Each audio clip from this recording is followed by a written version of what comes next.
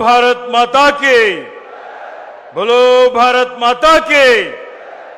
ಜನಪ್ರಿಯ ಮುಖ್ಯಮಂತ್ರಿಗಳಾದಂತ ಮಾನ್ಯ ಸಿದ್ದರಾಮಯ್ಯಜಿ ಅವರಿಗೆ, ಜನಪ್ರಿಯ ಮುಖ್ಯಮಂತ್ರಿಗಳಾದಂತ ಮಾನ್ಯ ಸಿದ್ದರಾಮಯ್ಯಜಿ ಅವರಿಗೆ, ಜನಪ್ರಿಯ ಉಪಮುಖ್ಯಮಂತ್ರಿಗಳಾದಂತ ಮಾನ್ಯ ಡಿ.ಕೆ. ಶಿವಕುಮಾರ್ ಅವರಿಗೆ, ಆತ್ಮೀಯ ಬಂಧುಗಳೇ, ಇವತ್ತು ಬೀದರ್ ಜಿಲ್ಲೆಯ ಜನ ಯಾರು ಮರೆಯದ ದಿವಸ ಇದು. ಐತಿಹಾಸಿಕವಾದಂತಹ ಒಂದು ಕಾರ್ಯಕ್ರಮ. ಇಂದು ಬೀದರ್ನಲ್ಲಿ ಸುಮಾರು 2025 ಕೋಟಿ 2025 ಕೋಟಿ ರೂಪಾಯಿಯ ಮೊತ್ತದ ಅನುದಾನ. ಈ ಅನುದಾನದ ಉದ್ಘಾಟನೆ ಕೆಲವೊಂದಿದೆ, ಮತ್ತೆ ಶಂಕುಸ್ಥಾಪನೆ. ಇವೆರಡೂ ಕಾರ್ಯಕ್ರಮ ಇವತ್ತು ನಾವು ಆಯೋಜಿಸಿದ್ದೇವೆ.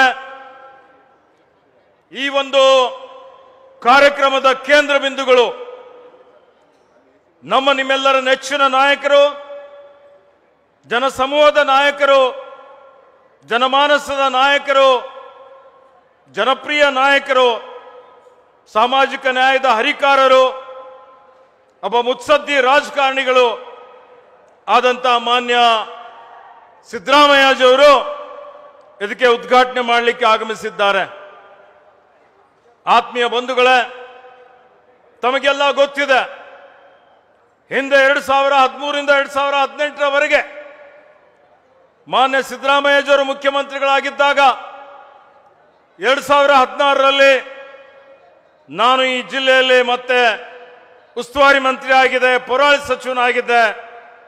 ಆವಾಗಲೂ ಇದೇ ರೀತಿಯಲ್ಲಿ ಇವತ್ತು ಸುಮಾರು ಸಾವಿರಾರು ಜನ, ಅದರಲ್ಲಿ ನಮ್ಮ ಸಹೋದರಿಯರು ಮಾತೆಯರು ಬಂದಿದ್ದೀರಿ. ಅಂದು ಇದೇ ವೇದಿಕೆ ಮೇಲೆ, ಇದೇ ನೆಹರು ಕ್ರೀಡಾಂಗಣದಲ್ಲಿ ಒಂದು ಬೃಹತ್ ಆದಂತಹ ಸಾಧನಾ ಸಮಾವೇಶ ನಾವು ಮಾಡಿದ್ದೇವೆ. ಅವತ್ತು 13 ಡಿಸೆಂಬರ್ 2017 ಅವತ್ತು ಇಷ್ಟೇ ಜನ ಇದ್ರು. ಅನೇಕ ಅಭಿವೃದ್ಧಿ ಪರ ಕೆಲಸ ಕಾರ್ಯಗಳಿಗೆ ನಾವು ಚಾಲನೆ ಕೊಟ್ಟು ಉದ್ಘಾಟನೆ ಮಾಡಿ ಶಂಕುಸ್ಥಾಪನೆಯನ್ನು ಮಾಡಿದ್ದೇವೆ. ಮತ್ತೆ ನೋಡಿ ಯೋಗ ಆ ಯೋಗ ಅನ್ನುವಂತ ರೀತಿಯಲ್ಲಿ ಮತ್ತೆ ಈಗ 2023ರಲ್ಲಿ ಈ ರಾಜ್ಯದ ಜನರ ಆಶೀರ್ವಾದದಿಂದ ಕರ್ನಾಟಕ ನಮ್ಮ ಕಾಂಗ್ರೆಸ್ ಸರ್ಕಾರ ಅಧಿಕಾರಕ್ಕೆ ಬಂದು ಮಾನ್ಯ ಸಿದ್ದರಾಮಯ್ಯನವರು ಮತ್ತೆ ಮುಖ್ಯಮಂತ್ರಿ ಆಗಿ ಇವತ್ತಿಗೆ 22 ತಿಂಗಳು ಆಗ್ತಾ ಇದೆ.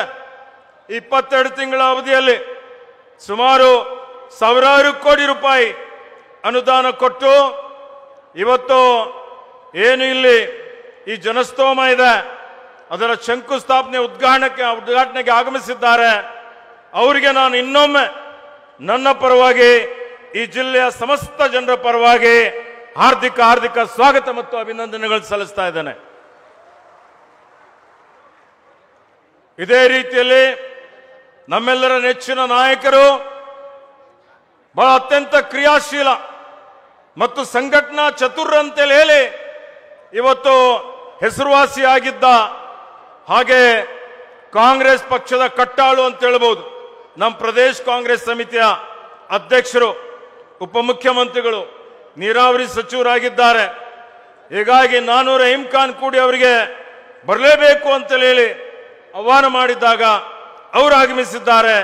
ಅವರಿಗೂ ನನ್ನ ಪರವಾಗಿ, ತಮ್ಮೆಲ್ಲರ ಪರವಾಗಿ ಹಾರ್ದಿಕ ಸ್ವಾಗತವನ್ನು ಬಯಸ್ತಾ ಇದ್ದೇನೆ. ಅದೇ ರೀತಿಯಲ್ಲಿ ಇವತ್ತು ನಮ್ಮ ಮಧ್ಯದಲ್ಲಿ ಅತ್ಯಂತ ಹಿರಿಯರು, ನನ್ನ ಜೊತೆಯಲ್ಲಿ ಪ್ರದೇಶ ಕಾಂಗ್ರೆಸ್ ಸಮಿತಿಯ ಕಾರ್ಯಾಧ್ಯಕ್ಷರಾಗಿ ಸೇವೆ ಮಾಡಿ ಇವತ್ತು ಇಲ್ಲಿಗೆ ಆಗಮಿಸಿದ್ದಾರೆ ಮಾನ್ಯ ರಾಮಲಿಂಗಾರೆಡ್ಡಿ ಸಾಹೇಬರು. ಅವರಿಗೂ ನಾನು ನನ್ನ ಪರವಾಗಿ, ತಮ್ಮೆಲ್ಲರ ಪರವಾಗಿ ಹಾರ್ದಿಕ ಸ್ವಾಗತವನ್ನು ಬಯಸ್ತಾ ಇದ್ದೇನೆ. ಹಾಗೆ ಇನ್ನೂರು ಅತ್ಯಂತ ಹಿರಿಯ ನಾಯಕರು ಇವತ್ತು ಮೇಲ್ಮನೆಯಲ್ಲಿ ನಮ್ಮ ನಾಯಕರಾದಂಥ ಸಣ್ಣ ನೀರಾವರಿ ಸಚಿವರಾದಂಥ ಮಾನ್ಯ ಎನ್.ಎಸ್. ಬೋಸರಾಜ್ ಸರ್ ಅವರಿಗೂ ನಾನು ತಮ್ಮೆಲ್ಲರ ಪರವಾಗಿ ಹಾರ್ದಿಕ ಸ್ವಾಗತವನ್ನು ಬಯಸ್ತಾ ಇದ್ದೇನೆ. ಹಾಗೆ ಇವತ್ತು ನಮ್ಮ ಮಧ್ಯದಲ್ಲಿ ಉನ್ನತ ಶಿಕ್ಷಣ ಸಚಿವರು, ನನ್ನ ಆತ್ಮೀಯ ಸ್ನೇಹಿತರು ಆದಂತ ಶ್ರೀ ಸುಧಾಕರ್ ಜಿ ಅವರು ಬಂದಿದ್ದಾರೆ. ಅವರಿಗೂ ನಾನು ಹಾರ್ದಿಕ ಸ್ವಾಗತವನ್ನು ಬಯಸ್ತಾ ಇದ್ದೇನೆ. ಇಲ್ಲಿ ಉಪಸ್ಥಿತರಿರುವಂತ ಸಂಸದರಾದಂಥ ಮಾನ್ಯ ನಮ್ಮ ಮಿತ್ರರಾದಂಥ ಪರಮಾಣು ಸಚಿವರಾದ ರಹೀಂ ಖಾನ್ ರವರೇ, ಮಾನ್ಯ ಸಾಗರ್ ಖಂಡ್ರೆ ಅವರೇ, ಮಾನ್ಯ ನನ್ನ ಮಿತ್ರರು ಆತ್ಮೀಯರಾದಂಥ ಮಾಜಿ ಸಚಿವರಾದ ಮಾನ್ಯ ರಾಜಶೇಖರ್ ಪಾಟೀಲ್ ಅವರೇ, ವಿಧಾನ ಪರಿಷತ್ತಿನ ಸದಸ್ಯರಾದಂಥ ಮಾನ್ಯ ಚಂದ್ರಶೇಖರ್ ಪಾಟೀಲ್ ಅವರೇ, ಇನ್ನೋರು ವಿಧಾನ ಪರಿಷತ್ತಿನ ಸದಸ್ಯರಾದಂಥ ಶ್ರೀ ಭೀಮರಾವ್ ಪಾಟೀಲ್ ಅವರೇ, ಇಲ್ಲಿ ಜಿಲ್ಲಾ ಕಾಂಗ್ರೆಸ್ ಅಧ್ಯಕ್ಷರು ಬೂಡಾ ಅಧ್ಯಕ್ಷರಾದಂಥ ಮಾನ್ಯ ಬಸವರಾಜ್ ಜಾರ್ಶೆಟ್ಟಿ ಅವರೇ, ಮಾಜಿ ಶಾಸಕರುಗಳಾದಂಥ ಮಾನ್ಯ ಅಶೋಕ್ ಖೇನಿ ಅವರೇ, ಮಾನ್ಯ ವಿಜಯ್ ಸಿಂಗ್ ರವರೇ, ಮಾನ್ಯ ಅರವಿಂದ್ ಅರಳಿ ಅವರೇ, ಮಾನ್ಯ ಭೀಮಸೇನ್ ಶಿಂದೆ ಅವರೇ, ಇಲ್ಲಿ ಅನೇಕ ಜನ, ಮಾಲಾ ನಾರಾಯಣರವರು ಇದ್ದಾರೆ.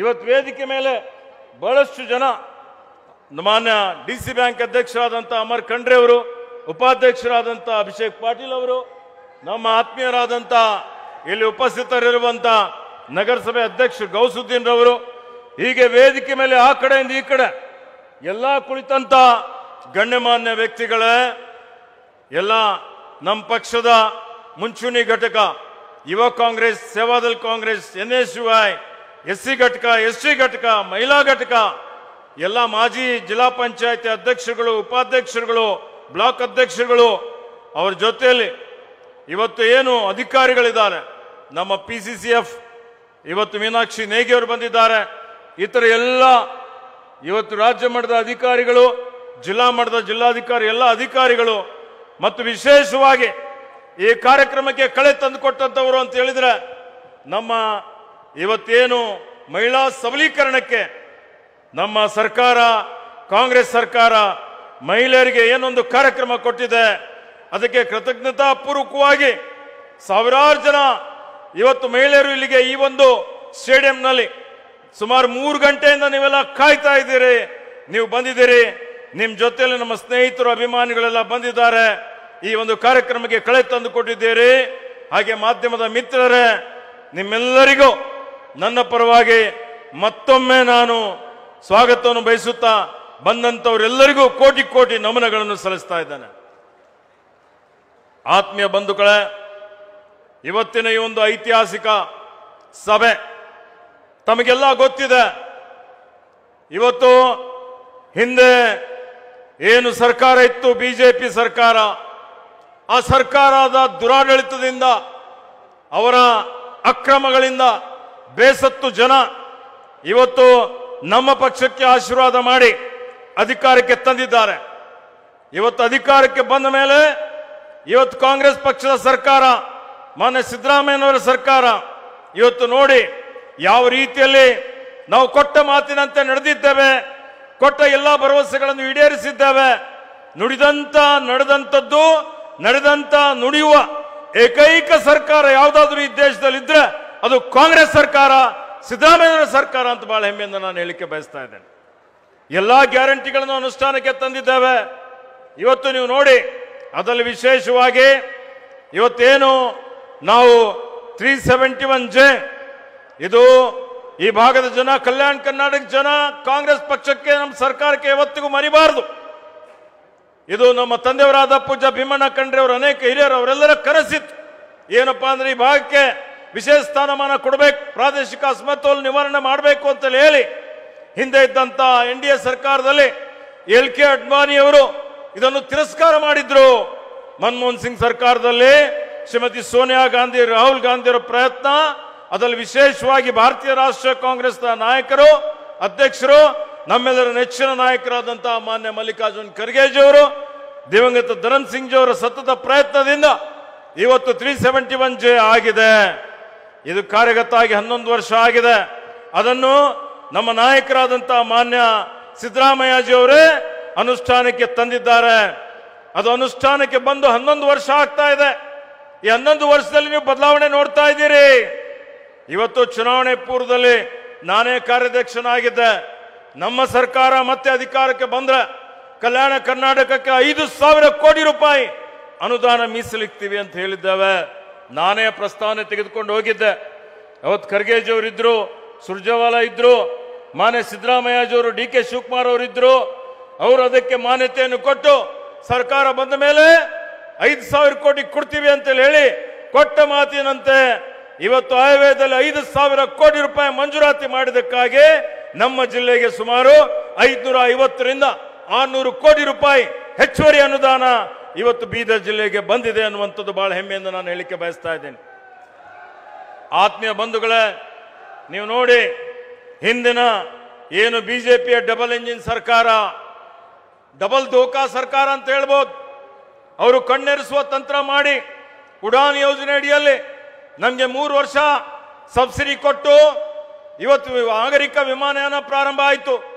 ಆದರೆ 2 ವರ್ಷ ಅವ್ರದೇ ಸರ್ಕಾರ ಇದ್ದಾಗ, ಅವ್ರದೇ ಕೇಂದ್ರ ಮಂತ್ರಿ ಇದ್ದಂತ ಸಂದರ್ಭದಲ್ಲಿ ಎಲ್ಲರೂ ಎಷ್ಟೇ ಒತ್ತಾಯ ಮಾಡಿದ್ರು, ನಾಗರಿಕ ವಿಮಾನಯಾನ ಸೇವೆ ರದ್ದಾಯಿತು. ಯಾಕೆಂದ್ರೆ ಸಬ್ಸಿಡಿ ಕಸ್ಕೊಂಡು ಬಿಟ್ಟಿದ್ರು. ಯಾವ ರೀತಿಯಲ್ಲಿ UPA ಸರ್ಕಾರ ಇದ್ದಾಗ ಇವತ್ತು ಬಡವರಿಗೆ ಸಿಲಿಂಡರ್ಗೆ ಸಬ್ಸಿಡಿ ಕೊಡ್ತಾ ಇದ್ರು, ನಾವು ಕೊಟ್ಟಿದ್ದ ಸಬ್ಸಿಡಿ NDA ಸರ್ಕಾರ ಕಸ್ಕೊಂಡು ಬಿಡ್ತು. ಇವತ್ತು ಹಾಗೆ ಉಡಾನಲ್ಲೂ ಸಬ್ಸಿಡಿ ಸ್ಥಗಿತಗೊಳಿಸಿದ್ರು. 2 ವರ್ಷದಿಂದ ಜಿಲ್ಲೆಯ ಜನ ಪರಿತಪಿಸ್ತಾ ಇದ್ರು. ಇಲ್ಲಿರುವಂತಹ ಸಾಫ್ಟ್ವೇರ್ ಇಂಜಿನಿಯರ್ಗಳು, ಕೈಗಾರಿಕೋದ್ಯಮಿಗಳು ಬೆಂಗಳೂರಿಗೆ ಪ್ರಯಾಣ ಮಾಡಬೇಕು ಅಂತ ಹೇಳಿದ್ರೆ ಎಲ್ಲಿಗೆ ಹೋಗ್ಬೇಕು? ಹೈದರಾಬಾದ್ಗೆ ಹೋಗ್ಬೇಕು. ನಾವು ನೋಡಿದ್ದೇವೆ. ಆದರೆ ಇಲ್ಲಿ ಬರೀ 20 ಕೋಟಿ ಮಾನ್ಯ, ಯಾಕಂದ್ರೆ ಹೇಳಿದ್ರು ನಮ್ಮ ಮಾನ್ಯ ಮುಖ್ಯಮಂತ್ರಿಗಳ ಗಮನಕ್ಕೆ, ಉಪಮುಖ್ಯಮಂತ್ರಿಗಳ ಗಮನಕ್ಕೆ ತರ್ತೇನೆ. ಇಲ್ಲಿ ಏನು ನೀವು 200-300 ಕೋಟಿ ರೂಪಾಯಿ ಖರ್ಚು ಮಾಡಿ ಏನು ಇವತ್ತಿಲ್ಲಿ ವಿಮಾನ ನಿಲ್ದಾಣ ನಾವು ಮಾಡಿಲ್ಲ. ಈಗ ಆಲ್ರೆಡಿ ಏರ್ಫೋರ್ಸ್ ಸ್ಟೇಷನ್ ವಿಮಾನ ನಿಲ್ದಾಣ ಇದೆ. ಬರೀ ಏನು ಅವರಿಗೆ ಕಲ್ಯಾಣ ಕರ್ನಾಟಕದ ಅಡಿಯಲ್ಲಿ 14 ಕೋಟಿ ರೂಪಾಯಿ ಸಬ್ಸಿಡಿ ಕೊಟ್ಟಿದ್ದೇವೆ. ಬೇರೆ ಕಡೆ ವಿಮಾನ ನಿಲ್ದಾಣ ಮಾಡಿದ್ರೆ 300-400 ಕೋಟಿ ರೂಪಾಯಿ ಹೆಚ್ಚುವರಿಯಾಗಿ ಸರ್ಕಾರದ ಮೇಲೆ ಹೊರೆ ಬರ್ತದೆ. ಹೀಗಾಗಿ ನಾನು ಮನವಿ ಮಾಡಿದ್ದಾಗ ಮಾನ್ಯ ಮುಖ್ಯಮಂತ್ರಿಗಳು ಸಿದ್ದರಾಮಯ್ಯಜಿಯವರು, DCM ಅವರು, ಇತರ ಎಲ್ಲ ಸಚಿವರು ಸಚಿವ ಸಂಪುಟದಲ್ಲಿ ಇದಕ್ಕೆ ಮಾನ್ಯತೆ ಕೊಟ್ಟಿದ್ದಕ್ಕಾಗಿ ಇವತ್ತು ಮತ್ತೆ ನಿನ್ನೆಯಿಂದ ನಾಗರಿಕ ವಿಮಾನಯಾನ ಪ್ರಾರಂಭ ಆಗಿದೆ, ನೀವು ನೋಡ್ತಾ ಇದ್ದೀರಿ. ಮತ್ತೆ ಇವತ್ತು ಮಾನ್ಯ ಮುಖ್ಯಮಂತ್ರಿಗಳು ಅದರ ಉದ್ಘಾಟನೆ ಮಾಡಿದ್ದಾರೆ.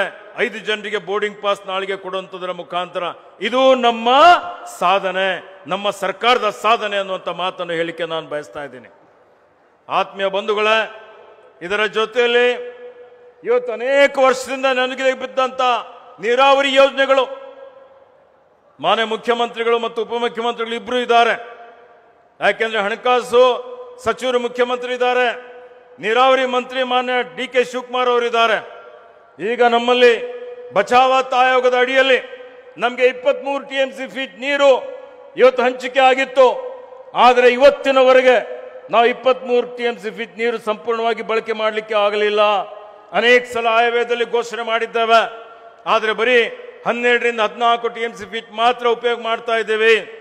ಅದಕ್ಕೆ ಸುಮಾರು ಹಿಂದಿನ ಸರ್ಕಾರದಲ್ಲಿ, ನಮ್ಮ ಸರ್ಕಾರ ಇದ್ದಾಗ ಘೋಷಣೆ ಮಾಡಿದ್ರು ಸಿದ್ದರಾಮಯ್ಯ ಸಾಹೇಬರು. ಅದು ಆಗಲಿಕ್ಕೆ ಹೊಸ ಚುನಾವಣೆ ಬಂದು ಹೊಸ ಸರ್ಕಾರ ಬಂತು. ಈಗ ಮತ್ತೆ 600 ಕೋಟಿ ರೂಪಾಯಿ ವೆಚ್ಚದಲ್ಲಿ ಇವತ್ತು ನನ್ನ ಕ್ಷೇತ್ರದ ಮೇಕರ್ ಏತ ನೀರಾವರಿ ಯೋಜನೆ, ಆ ಯೋಜನೆ ಅದರ ಅಡಿಯಲ್ಲಿ ಸುಮಾರು 25,000 ಎಕರೆ ರೈತರ ಭೂಮಿಗೆ ನೀರು ಕೊಡ್ತೀವಿ. ಔರಾದ್ ಗಡಿ ಭಾಗದಲ್ಲಿರುವಂತಹ ಪ್ರದೇಶ, ಅಲ್ಲಿ 36 ಕೆರೆ ತುಂಬುವಂತ ಒಂದು ಯೋಜನೆಗೆ ಮೊನ್ನೆ ಟೆಂಡರ್ ಆಗಿದೆ. ಟೆಂಡರ್ ಆಗಿ ವರ್ಕ್ ಆರ್ಡರ್ ಇಶ್ಯೂ ಮಾಡುವಂಥದ್ದು ಬಾಕಿ ಇದ್ದಂಥದ್ದು ಮೊನ್ನೆ 4 ದಿವಸ ಕೆಳಗಡೆ ಸಚಿವ ಸಂಪುಟದಲ್ಲಿ ಒಂದೇ ಸಲ ಯೋಗ ಅನ್ನುವಂಥ ರೀತಿಯಲ್ಲಿ ಮಾನ್ಯ ಉಪಮುಖ್ಯಮಂತ್ರಿಯವರು, ಮಾನ್ಯ ಮುಖ್ಯಮಂತ್ರಿಯವರು ಧಾರಾಳವಾಗಿ ಅದಕ್ಕೆ ಇವತ್ತು ಮಾನ್ಯತೆ ಕೊಟ್ಟು, ಅನುಮೋದನೆ ಕೊಟ್ಟು, ಅದನ್ನು ಬರುವಂತಹ ದಿನಮಾನಗಳಲ್ಲಿ ಆದಷ್ಟು ಆ ಟೆಂಡರ್ ಫೈನಲ್ ಆಗಿದೆ, ಪ್ರಾರಂಭ ಮಾಡುವಂತ ಕೆಲಸ ಮಾಡ್ತೀವಿ, ಬೀದರ್ ಜಿಲ್ಲೆ ರೈತರ ಉದ್ಧಾರ ಮಾಡ್ತೀವಿ ಅನ್ನುವಂಥ ಮಾತನ್ನು ಇಲ್ಲಿ ಹೇಳಿಕೆ ಬಯಸ್ತಾ ಇದ್ದೇನೆ. ಇವತ್ತು ಅನೇಕ ಅಭಿವೃದ್ಧಿ ಪರ ಕೆಲಸ ಕಾರ್ಯಗಳು ಇವತ್ತು ನೋಡಿ, ಸಣ್ಣ ನೀರಾವರಿ ಯೋಜನೆ, ಕೆರೆಗಳಿಗೆ, ಬ್ರಿಡ್ಜ್ ಕಮ್ ಬ್ಯಾರೇಜ್ಗಳಿಗೆ ಅದಕ್ಕೆ ಅನುದಾನ ಕೊಟ್ಟಿದ್ದೇವೆ, ಅದರ ಘೋಷಣೆ ಮಾಡ್ತಾ ಇದ್ದೇವೆ. ಅದರ ಜೊತೆಯಲ್ಲಿ ಇವತ್ತೇನು ನಮ್ಮಲ್ಲಿ ನೀರಾವರಿ ಯೋಜನೆ ಅದು 330 ಕೋಟಿ ರೂಪಾಯಿ, ಇವತ್ತೇ 4 ಬ್ರಿಡ್ಜ್ ಕಮ್ ಬ್ಯಾರೇಜ್ ಮಾಡಿದ್ದಿತ್ತು 200 ಕೋಟಿಗೆ. ಅದು ಗೋಡುಬಲೆ ಗೇಟ್ ಹಾಕಿ 10 ವರ್ಷದಿಂದ ನೀರೇ ನಿಲ್ತಾ ಇರಲಿಲ್ಲ. ಅದಕ್ಕೆ ಮೊನ್ನೆ ನೀರಾವರಿ ನಿಗಮದ ಸಭೆಯಲ್ಲಿ ಮಾನ್ಯ ಮುಖ್ಯಮಂತ್ರಿಗಳು, ಉಪಮುಖ್ಯಮಂತ್ರಿಗಳು ಆ 330 ಕೋಟಿ ರೂಪಾಯಿಗೆ ಅನುಮೋದನೆ ಮಾಡಿದ್ದಾರೆ. ಅದನ್ನು ಟೆಂಡರ್ ಮಾಡಿ DPR ಮಾಡಿ ಆ ಕಾಮಗಾರಿಯನ್ನು ಪ್ರಾರಂಭ ಮಾಡಿ ಈ ಜಿಲ್ಲೆ ಜನರಿಗೆ ರೈತರಿಗೆ ನೀರು ಕೊಡುವಂತ ಕೆಲಸ ನಮ್ಮ ಸರ್ಕಾರ ಮಾಡ್ತದೆ. ಇದು ನಮ್ಮ ಸಾಧನೆ ಅನ್ನುವಂಥ ಮಾತನ್ನು ಹೇಳಿಕೆ ಬಯಸ್ತಾ ಇದ್ದೇನೆ.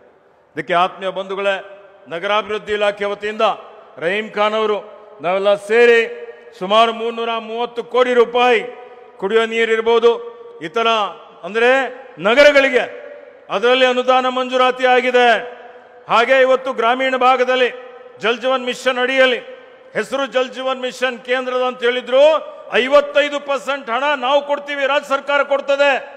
ಅದರಲ್ಲಿ 330 ಕೋಟಿ ರೂಪಾಯಿ ವೆಚ್ಚದಲ್ಲಿ ಇವತ್ತು ಅದಕ್ಕೆ ನಾವು ಮಂಜೂರಾತಿ ಮಾಡಿ ಟೆಂಡರ್ ಆಗಿದೆ. ಆ ಕಾಮಗಾರಿಗೆ ಇವತ್ತು ನಾವು ಚಾಲನೆ ಕೊಡ್ತಾ ಇದ್ದೇವೆ. ವಿದ್ಯುತ್ ಇಲಾಖೆ ವತಿಯಿಂದ 220 KVA ಸ್ಟೇಷನ್ ಅದು ನಿರ್ಮಾಣ ಆಗಿದೆ. ಅದರ ಉದ್ಘಾಟನೆ ಇವತ್ತು ವಿದ್ಯುಕ್ತವಾಗಿ ಮಾನ್ಯ ಮುಖ್ಯಮಂತ್ರಿಗಳು ಮಾಡ್ತಾ ಇದ್ದಾರೆ. ಇವತ್ತು ಅರಣ್ಯ ಇಲಾಖೆಯಲ್ಲಿ ನಾನು ಅರಣ್ಯ ಪರಿಸರ ಸಚಿವನಾದ ಮೇಲೆ ಸುಮಾರು ರಾಜ್ಯದಲ್ಲಿ 8.5 ಕೋಟಿ ಸಸಿ ನೆಟ್ಟಿದ್ದೇವೆ. ದಾಖಲೆ ಸಸಿ ಬೀದರ್ನಲ್ಲಿ 30 ಲಕ್ಷ ಸಸಿ ನೆಟ್ಟಿದ್ದೇವೆ. ಇವತ್ತು ಮಾನ್ಯ ಮುಖ್ಯಮಂತ್ರಿಗಳು ಉಪಮುಖ್ಯಮಂತ್ರಿಗಳು ಒಂದೊಂದು ಸಸಿ ನೆಟ್ಟಿದ್ದಾರೆ. ಟಾಲ್ ಸೀಡ್ಲಿಂಗ್ಸ್ ಎತ್ತರದ ಸಸಿ ನೆಟ್ಟಿ ಹಸಿರು ಹೊದಿಕೆ ಜಾಸ್ತಿ ಮಾಡಬೇಕು ಅನ್ನುವಂಥದ್ದಕ್ಕೆ ಇವತ್ತು ನಾವು ಕ್ರಮ ತೆಗೆದುಕೊಂಡಿದ್ದೇವೆ. ಅಭಿವೃದ್ಧಿ ಮಾಡುವಂತ ಕೆಲಸ ಇವತ್ತು ನಡೀತಾ ಇದೆ. ಇದಕ್ಕೆ ಹೊರತುಪಡಿಸಿ ರಸ್ತೆ, ಚರಂಡಿ, ಕುಡಿಯುವ ನೀರು, ಇವತ್ತು ಹೀಗೆ ಅನೇಕ ಇವತ್ತು ಕಲ್ಯಾಣ ಕರ್ನಾಟಕ ಅಭಿವೃದ್ಧಿ ಯೋಜನೆ ಅಡಿಯಲ್ಲಿ ನೂರಾರು ಶಾಲಾ ಕಾಲೇಜುಗಳು ಕೋಣೆಗಳು ಮಾಡಿದ್ದಾವೆ. ಪೀಠೋಪಕರಣ, ಪಾಠೋಪಕರಣ, ಅವರಿಗೆ ಶಿಕ್ಷಕರು ಎಲ್ಲಿ ಇದ್ದಿಲ್ಲ, ಆ ಶಿಕ್ಷಕರ ಹುದ್ದೆ ಭರ್ತಿ ಮಾಡಿದ್ದೇವೆ. ಇವತ್ತು ಮಹಿಳೆಯರು ನನಗೆ ಗೊತ್ತಿದೆ, ನೀವೆಲ್ಲ ಗಡಿಬಿಡಿಯಲ್ಲಿ ಇರ್ತೀರಿ 7 ಗಂಟೆ ಆದ್ಮೇಲೆ. ಆದ್ರೆ ಇವತ್ತು 1 ತಾಸು ನಮ್ಮೆಲ್ಲರ ಸೌಭಾಗ್ಯ ಅಂತ ಹೇಳ್ಬೋದು, ಮಾನ್ಯ ಮುಖ್ಯಮಂತ್ರಿಗಳು ಬಂದಿದ್ದಾರೆ. ಇವತ್ತು ಆದಷ್ಟು ನಾನು ಶಾರ್ಟ್ ಆಗಿ ಮುಗಿಸ್ತೇನೆ. ಅದಕ್ಕೆ ತಾವೆಲ್ಲರೂ ಶಾಂತ ರೀತಿಯಿಂದ ಕುಳಿತುಕೊಳ್ಬೇಕು. ಇದಕ್ಕೆ ಆತ್ಮೀಯ ಬಂಧುಗಳ ಇವೆಲ್ಲ ಕಾರ್ಯಕ್ರಮಗಳು ಅಂಗನವಾಡಿ, ನೂರಾರು ಅಂಗನವಾಡಿ ಕಟ್ಟಡ ಮಾಡಿದ್ದೇವೆ. ಇವತ್ತು ಹೀಗೆ ಸುಮಾರು 2025 ಕೋಟಿ. ಇಷ್ಟೆಲ್ಲ ನಾನು ಹೇಳಿದ್ರೆ ಸಮಯ ಆಗ್ತದೆ. ಹೀಗಾಗಿ ಯಾಕೆಂದ್ರೆ ಸುಮಾರು ಹೊತ್ತಿನಿಂದ ನೀವು ಕಾಯ್ತಾ ಇದ್ದೀರಿ. ಇವತ್ತು ನೋಡಿ, ಬೀದರ್ನಲ್ಲಿ ಬ್ರಿಮ್ಸ್ ಆಸ್ಪತ್ರೆ ಇದೆ, ಜಿಲ್ಲಾ ಆಸ್ಪತ್ರೆ. ಆದ್ರೆ ಜಿಲ್ಲಾ ಆಸ್ಪತ್ರೆಯಲ್ಲಿ ಯಾವುದೇ ಸೂಪರ್ ಸ್ಪೆಷಾಲಿಟಿ ಇಲ್ಲ. ಸೂಪರ್ ಸ್ಪೆಷಲೈಸೇಷನ್ ಬೇಕು ಅಂತೇಳಿ ಹೇಳಿ 15 ಕೋಟಿ ರೂಪಾಯಿ ವೆಚ್ಚದಲ್ಲಿ ಇವತ್ತು ಯಾರಿಗಾದರೂ ಹೃದಯ ಸಂಬಂಧಿ ಸಮಸ್ಯೆ ಆದ್ರೆ ಕ್ಯಾತ್ ಲ್ಯಾಬ್ ನಿರ್ಮಾಣ ಮಾಡ್ತೀವಿ ಅಂತ ಹೇಳಿದ್ದೇವೆ. ಆ ಕ್ಯಾತ್ ಲ್ಯಾಬ್ಗೆ ಅನುದಾನ ಮಂಜೂರಾತಿ ಮಾಡಿಸಿ ಅದು ಈಗ ನಿರ್ಮಾಣ ಆಗಿದೆ. ಅದರ ಉದ್ಘಾಟನೆ CM ಸರ್ ಮತ್ತು DCM ಸರ್ ಮಾಡ್ತಾ ಇದ್ದಾರೆ. ಯಾರು ಈಗ ನಿಮ್ಗೆ ಯಾರ್ಯಾಗಾದ್ರೂ ಹಾರ್ಟ್ ಸಮಸ್ಯೆ ಆದ್ರೆ ನೀವು ಎಲ್ಲಿಗೆ ಹೋಗ್ಬೇಕಾಗಿತ್ತು? ಬೆಂಗಳೂರಿಗೆ, ಹೈದರಾಬಾದ್ಗೆ, ಶೋಲಾಪುರ್ಗೆ, ಬಾಂಬೆಗೆ ಹೋಗ್ಬೇಕಾಗಿತ್ತು. ಈಗ ನಿಮಗೆ ಹೃದಯ ಕಾಯಿಲೆ ಆದ್ರೆ ಇದೇ ಬ್ರಿಮ್ಸ್ ಆಸ್ಪತ್ರೆಯಲ್ಲಿ ನಿಮಗೆ ಚಿಕಿತ್ಸೆ ಕೊಡುವಂತ ಒಂದು ಕೆಲಸ ಇವತ್ತು ನಾವು ಮಾಡ್ತಾ ಇದ್ದೀವಿ ಅನ್ನುವಂಥ ಮಾತನ್ನು ಇಲ್ಲಿ ತಮ್ಮೆಲ್ಲರಿಗೆ ಹೇಳಲಿಕ್ಕೆ ಬಯಸ್ತಾ ಇದ್ದೀನಿ. ಅದಕ್ಕೆ ಆತ್ಮೀಯ ಬಂಧುಗಳೇ, ಲೋಕೋಪಯೋಗಿ ಇಲಾಖೆ ಇರ್ಬೋದು, ಪಶುಪಾಲನಾ ಇಲಾಖೆ ಇರ್ಬೋದು, ಇವತ್ತು ನಮ್ಮ ಬಾಲ್ಕಿಯಲ್ಲಿ ಮಾನ್ಯ ರಾಮಲಿಂಗಾರೆಡ್ಡಿ ಅವರು ಇದ್ದಾರೆ. ಈಗಾಗಲೇ 10 ಕೋಟಿ ರೂಪಾಯಿ ವೆಚ್ಚದಲ್ಲಿ ಒಂದು ಇವತ್ತು RTO ಕಚೇರಿ ಆಗಿದೆ, ಅಲ್ಲಿ ಡ್ರೈವಿಂಗ್ ಟ್ರ್ಯಾಕ್ ಆಗಿದೆ. ಅದರ ಉದ್ಘಾಟನೆಯನ್ನು ಇವತ್ತು ನಾವು ಇಲ್ಲಿ ಮಾಡ್ತಾ ಇದ್ದೇವೆ. ಕರ್ನಾಟಕ ಗೃಹ ಮಂಡಳಿ ವತಿಯಿಂದ ಬಾಲ್ಕಿಯಲ್ಲಿ 400 ಬಡವರಿಗೆ, ಅತಿ ಬಡವರಿಗೆ 10 ಲಕ್ಷ ರೂಪಾಯಿ ವೆಚ್ಚದಲ್ಲಿ ಒಂದು ಫ್ಲಾಟ್ಸ್ ಕಟ್ಟಿ ಇವತ್ತು ಅವರಿಗೆ ಮಾನ್ಯ ಮುಖ್ಯಮಂತ್ರಿಯವರು ಅವರಿಗೆ ಇವತ್ತು ಅದು ಪ್ರಮಾಣ ಅಂದ್ರೆ ಆದೇಶ ಪತ್ರ ಕೊಡುವಂಥದ್ದು ಮಾಡ್ತಾ ಇದ್ದಾರೆ ಅನ್ನುವಂಥ ಮಾತನ್ನು ಹೇಳಿಕೆ ಬಯಸ್ತಾ ಇದ್ದೀನಿ. ಅದಕ್ಕೆ ಆತ್ಮೀಯ ಬಂಧುಗಳೇ, ಇತರ ಅನೇಕ ಇವೆಲ್ಲ ಕಾಮಗಾರಿಗಳು ಇವತ್ತು ಹಿಂದುಳಿದ ವರ್ಗಗಳ ಕಲ್ಯಾಣ ಇಲಾಖೆ ಇರ್ಬೋದು, ಸಮಾಜ ಕಲ್ಯಾಣ ಇಲಾಖೆ ಇರ್ಬೋದು, ಅಲ್ಪಸಂಖ್ಯಾತರ ಕಲ್ಯಾಣ ಇಲಾಖೆ ಇರ್ಬೋದು, ಇವೆಲ್ಲ ಇಲಾಖೆ ವತಿಯಿಂದ ವಸತಿ ಶಾಲೆಗಳು, ಮೊರಾರ್ಜಿ ದೇಸಾಯಿ ವಸತಿ ಶಾಲೆ, ಇವತ್ತು ಅಬ್ದುಲ್ ಕಲಾಂ ವಸತಿ ಶಾಲೆ, ಡಾಕ್ಟರ್ ಬಾಬಾ ಸಾಹೇಬ್ ಅಂಬೇಡ್ಕರ್ ವಸತಿ ಶಾಲೆ, ಇವೆಲ್ಲದಕ್ಕೆ ಸುಮಾರು ಇವೆಲ್ಲ ಸೇರಿ 75 ಕೋಟಿ ರೂಪಾಯಿ ವೆಚ್ಚದಲ್ಲಿ ಈ ಕಾಮಗಾರಿಗಳಿಗೆ ಇವತ್ತು ನಾವು ಶಂಕುಸ್ಥಾಪನೆ ಮಾಡ್ತಾ ಇದ್ದೀವಿ. ಇದಕ್ಕೆ ಆತ್ಮೀಯ ಬಂಧುಗಳೇ, ನಾವು ಕೊಟ್ಟ ಮಾತಿನಂತೆ ನಡೀತಾ ಇದ್ದೇವೆ. ಇವತ್ತು ನೀವು ಆಲೋಚನೆ ಮಾಡಿ, ಇಲ್ಲೆಲ್ಲ ಸುಮಾರು ನಮ್ಮ ಅಕ್ಕ ತಂಗಿಯಂದಿರು ಬಂದಿದ್ದೀರಿ.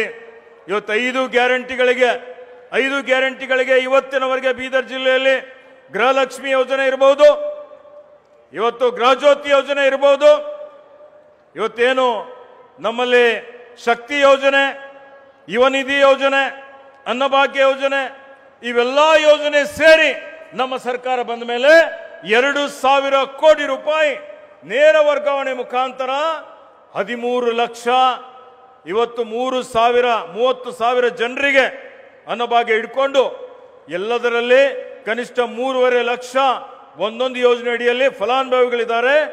7 ಕೋಟಿ ಮಹಿಳೆಯರು ಬಸ್ನಲ್ಲಿ ಪ್ರಯಾಣ ಮಾಡಿದ್ದಾರೆ. ಇದೊಂದು ದಾಖಲೆ. ಈ 2,000 ಪ್ಲಸ್ ಇದು ನೋಡಿದ್ರೆ ನಮ್ಮ ಸರ್ಕಾರ ಬಂದು 22 ತಿಂಗಳಲ್ಲಿ ಇವತ್ತು ಸುಮಾರು 5,000 ಕೋಟಿ ರೂಪಾಯಿ ಬೀದರ್ ಜಿಲ್ಲೆಯ ಜನರ ಅಭಿವೃದ್ಧಿಗಾಗಿ ಹಣ ಇವತ್ತು ವಿನಿಯೋಗ ಆಗ್ತಾ ಇದೆ ಅಂತೇಳಿ ಬಹಳ ಹೆಮ್ಮೆಯಿಂದ ಇವತ್ತು ನಾನು ಹೇಳಿಕೆ ಬಯಸ್ತಾ ಇದ್ದೀನಿ.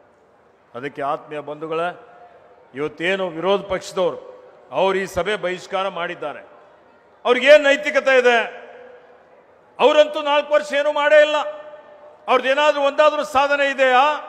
ಬರೀ ಸುಳ್ಳು, ಮೋಸ, ವಂಚನೆ, ಜನರಿಗೆ ದಾರಿ ತಪ್ಪಿಸುವಂಥದ್ದು, ಜಾತಿಗಳಲ್ಲಿ ಧರ್ಮಗಳಲ್ಲಿ ಹೊಡೆದಾಳುವ ನೀತಿ ಅನುಸರಿಸಿ ಭಾವನಾತ್ಮಕ ವಿಷಯಗಳನ್ನು ಕೆರಳಿಸಿ ಸಮಾಜವನ್ನು ಒಡೆಯುವಂತ ಕೆಲಸ ಭಾರತೀಯ ಜನತಾ ಪಕ್ಷದವರು ಮಾಡ್ತಾ ಇದ್ದಾರೆ. ಅವರಿಗೆ ನಮಗೆ ಟೀಕೆ ಮಾಡುವಂತ ನೈತಿಕತೆ ಇಲ್ಲ. ಅವರ ಬಂಡವಾಳ ಶೂನ್ಯ ಇದೆ. ಬೆಲೆ ಏರಿಕೆ ಮಾಡಿದವರು ಅವರು. ಅಡಿಗೆ ನೀಲ್ ಸಿಲಿಂಡರ್ ಬೆಲೆ ಏರಿದು, ಪೆಟ್ರೋಲ್ ಡೀಸೆಲ್ ಬೆಲೆ ಏರಿಸಿದ್ದು, ಜೀವನಾವಶ್ಯಕ ವಸ್ತುಗಳ ಬೆಲೆ ಏರಿಸಿದ್ದು, ಬ್ರಹ್ಮಾಂಡ ಭ್ರಷ್ಟಾಚಾರ ಮಾಡಿದ್ದು ಅವೆಲ್ಲ ತನಿಖೆ ನಡೀತಾ ಇದೆ. ಅದಕ್ಕೆಲ್ಲ ಹೆದರಿ ಇವತ್ತು ಜನರಿಗೆ ದಾರಿ ತಪ್ಪಿಸಲಿಕ್ಕೆ ಇವತ್ತು ಎಲ್ಲ ನಾಟಕ ಆಡ್ತಾ ಇದ್ದಾರೆ.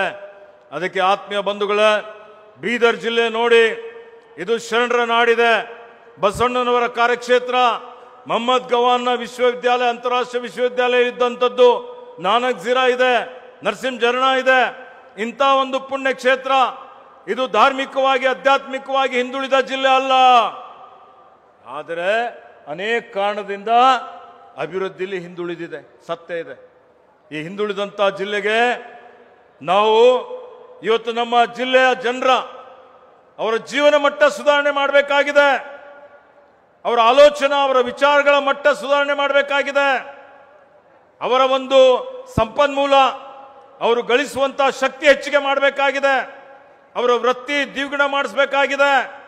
ಇವೆಲ್ಲ ಮಾಡಬೇಕು ಅಂತ ಹೇಳಿದ್ರೆ ಇವತ್ತು ನಮ್ಮ ಸರ್ಕಾರ ಈ ಹಣೆಪಟ್ಟಿ ಕಳಿಸಬೇಕು. ಬೀದರ್ ಜಿಲ್ಲೆ ಇವತ್ತು ಇದರ ಸರ್ವಾಂಗೀಣ ಅಭಿವೃದ್ಧಿ ಆಗಿ ಇವತ್ತು ಮಾನ್ಯ ಮುಖ್ಯಮಂತ್ರಿ ಅವರು ಇವತ್ತು ಸಂಕಲ್ಪ ಮಾಡಿದ್ದಾರೆ. ಮೈಸೂರು ಭಾಗ ಯಾವ ರೀತಿ ಅಭಿವೃದ್ಧಿ ಆಗಿದೆ ಅದೇ ರೀತಿ ಕಲ್ಯಾಣ ಕರ್ನಾಟಕದಲ್ಲಿ ಬೀದರ್ ಜಿಲ್ಲೆಯನ್ನು ನಂಬರ್ 1 ಆಗಿ ಅಭಿವೃದ್ಧಿ ಆಗಬೇಕು ಅನ್ನುವಂಥದ್ದು. ಇವತ್ತು ಅದಕ್ಕೆ ನಿಮ್ಮೆಲ್ಲರ ಆಶೀರ್ವಾದದಿಂದ, ನಮ್ಮ ಗುರುಗಳ ತಂದೆಯವರ ಆಶೀರ್ವಾದದಿಂದ ಉಸ್ತುವಾರಿ ಸಚಿವನಾಗಿದ್ದೇನೆ. ನೀವೆಲ್ಲ ಪ್ರೀತಿ ವಿಶ್ವಾಸ ಇಟ್ಟಿದ್ದೀರಿ. ನಾನು, ರಹೀಂ ಖಾನ್, ಇತರ ಎಲ್ಲ ಜನಪ್ರತಿನಿಧಿಗಳು ಸೇರಿ ಕೆಲಸ ಮಾಡ್ತಾ ಇದ್ದೇವೆ. ಮತ್ತೆ ವಿಶೇಷವಾಗಿ ನಿಮಗೆ ಧನ್ಯವಾದ, ಕೃತಜ್ಞತೆ ಹೇಳ್ತಾ ಇದ್ದೇನೆ.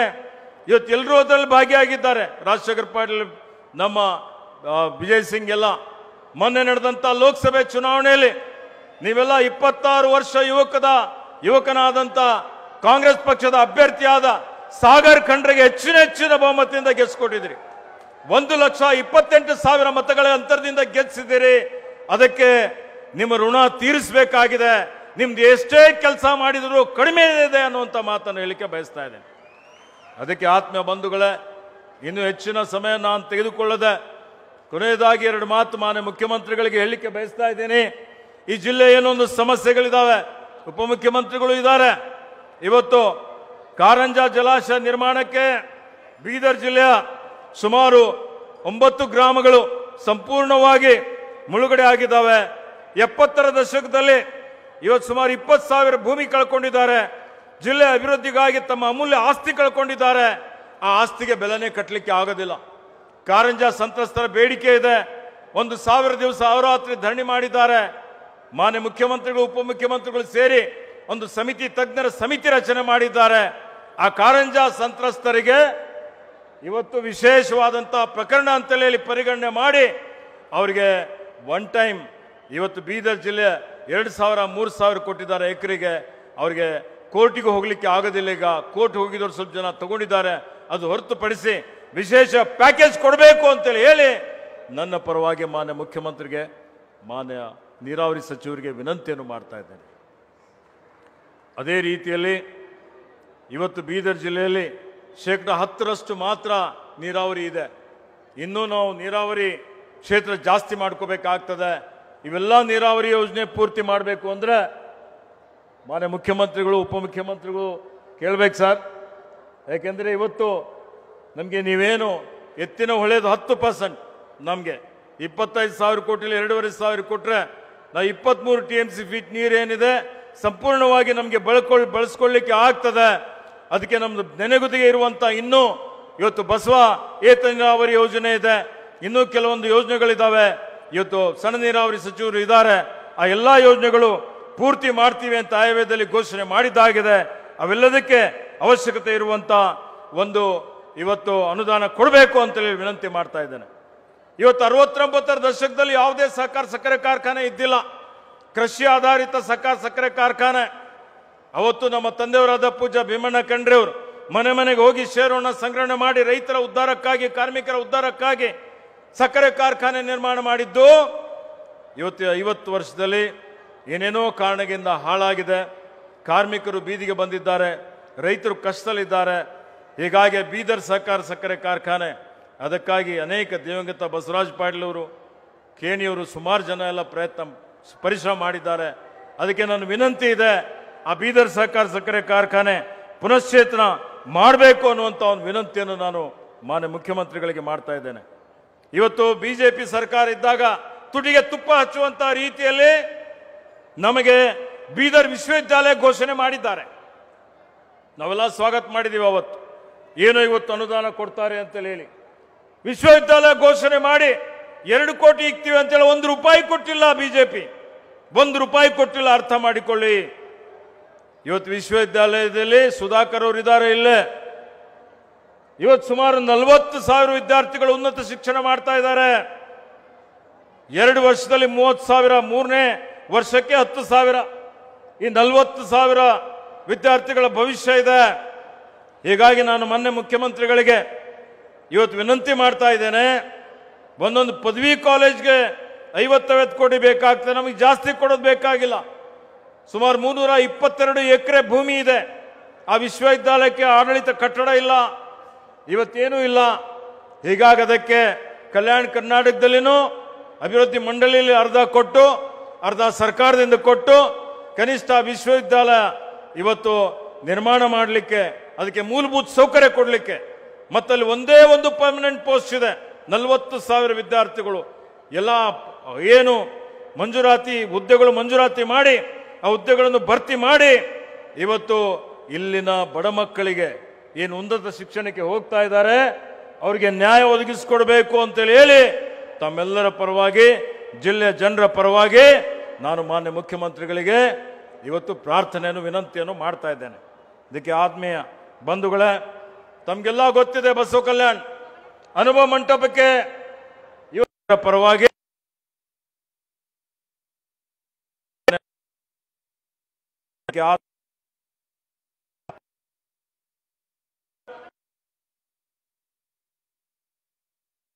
ಹಾಕಿದ್ದಾರೆ ಅಂತ ಹೇಳಿದ್ರೆ ಅನುಯಾಯಿ ನಮ್ಮ ಮುಖ್ಯಮಂತ್ರಿ ಆದಂತಹ ಸಿದ್ದರಾಮಯ್ಯಜಿ ಅವರು ಆ ಬಸವ ಕಲ್ಯಾಣಕ್ಕೆ ಅನುಭವ ಮಂಟಪ ಹಿಂದೆ 2017ರಲ್ಲಿ ನಾನೇ ಉಸ್ತುವಾರಿ ಮಂತ್ರಿ ಆಗಿದೆ. ಅದಕ್ಕೆ ಪೂಜ್ಯ ಚನ್ನಬಸವ ಪಟ್ಟದೇವರು ನಮ್ಮ ತಂದೆಯವರೆಲ್ಲ ಹೋರಾಟ ಮಾಡಿದ್ದಾರೆ. ಅವಾಗಿದ್ದಾಗ ನೀಲನಕ್ಷೆ ತಯಾರು ಮಾಡಿ ಗೌರವ್ ಚನ್ನಬಸಪ್ಪನವರ ಅಧ್ಯಕ್ಷತೆಯಲ್ಲಿ ವಿನ್ಯಾಸ ತಯಾರು ಮಾಡಿ 650 ಕೋಟಿ ರೂಪಾಯಿ ವೆಚ್ಚದಲ್ಲಿ ನಿರ್ಮಾಣ ಆಗ್ತಾ ಇದೆ. ನಮ್ಮ ಸರ್ಕಾರ ಬಂದ ಮೇಲೆ 125 ಕೋಟಿ ರೂಪಾಯಿ ಅನುದಾನ ಬಿಡುಗಡೆ ಆಗಿದೆ. ಈಗ 1 ವರ್ಷದಲ್ಲಿ ಮುಂದಿನ ಏಪ್ರಿಲ್ ಅಲ್ಲಿ ಇದು ಮುಗಿಸಬಹುದು. ಇದು ಒಂದು ಅಂತಾರಾಷ್ಟ್ರೀಯ ಒಂದು ಏನು ಪ್ರವಾಸಿ ಧಾರ್ಮಿಕ ಆಧ್ಯಾತ್ಮಿಕ ಕೇಂದ್ರ ಆಗ್ತದೆ. ನಮ್ಮ ಕರ್ನಾಟಕದ ಗರಿ ಅಂತ ಹೇಳ್ಬೋದು, ಕಿರೀಟ ಅಂತ ಹೇಳ್ಬೋದು. ಹೀಗಾಗಿ ಇದಕ್ಕೆ ಅವಶ್ಯಕತೆ ಇರುವಂತ ಅನುದಾನ ಬಿಡುಗಡೆ ಮಾಡಿ ಇವತ್ತು ಅದನ್ನು ಏಪ್ರಿಲ್ ಒಳಗಾಗಿ ಈ ಅನುಭವ ಮಂಟಪ ಉದ್ಘಾಟನೆ ಮಾಡಬೇಕು ಅಂತೇಳಿ ಹೇಳಿ ಇವತ್ತು ಮತ್ತೆ ಈಗ ವಿಮಾನಯಾನಕ್ಕೆ ಹೋಗುವಂತ ಸಂದರ್ಭದಲ್ಲಿ ಒಂದು 20 ನಿಮಿಷ ಇವತ್ತು ಬಸವ ಕಲ್ಯಾಣ ಅಭಿವೃದ್ಧಿ ಮಂಡಳಿಯ ಸಭೆಯನ್ನು ಕರೆಯಲಾಗಿದೆ. ಈಗಾಗಲೇ ಮಾನ್ಯ ಮುಖ್ಯಮಂತ್ರಿಗಳು ಬಸವಣ್ಣನವರಿಗೆ ಸಾಂಸ್ಕೃತಿಕ ನಾಯಕ ಅಂತ ಘೋಷಣೆ ಮಾಡಿದ್ದಾರೆ.